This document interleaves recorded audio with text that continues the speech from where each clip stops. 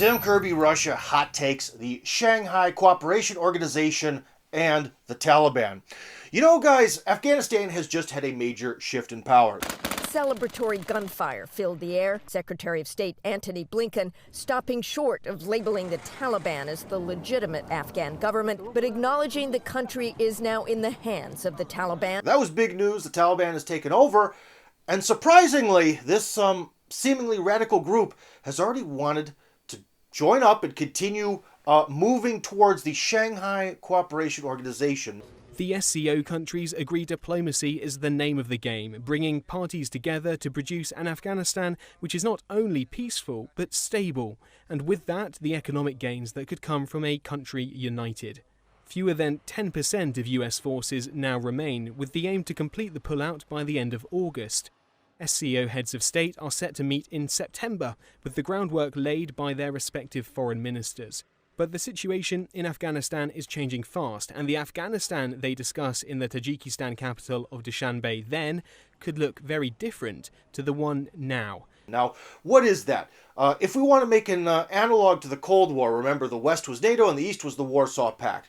The Shanghai Cooperation Organization is a bit more than the Warsaw Pact. It is definitely also not in the service of one particular nation, as in the Warsaw Pact really served Moscow's interests, because there are multiple different strong poles within it. But the main thing about this organization, this somewhat military, somewhat economic, somewhat ideological alliance, is, you know what? Just take a look at this map. Take a look at this map right now.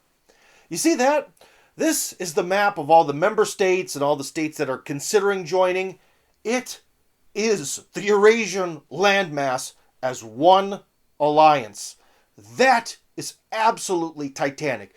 This organization blows the Warsaw Pact out of the water in terms of its relevance, meaning, population, effectiveness, economic backbone, and so on. The SCO is a permanent intergovernmental organisation. It has become the world's largest regional organisation in terms of geographic coverage and population, covering 60% of the Europe-Asia landmass and nearly half of its population.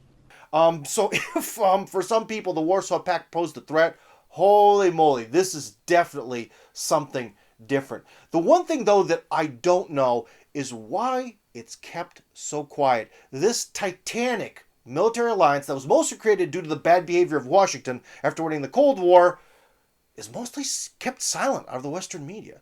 This is something very big, very influential. It's not just the elephant in the room, it's the titan in the room.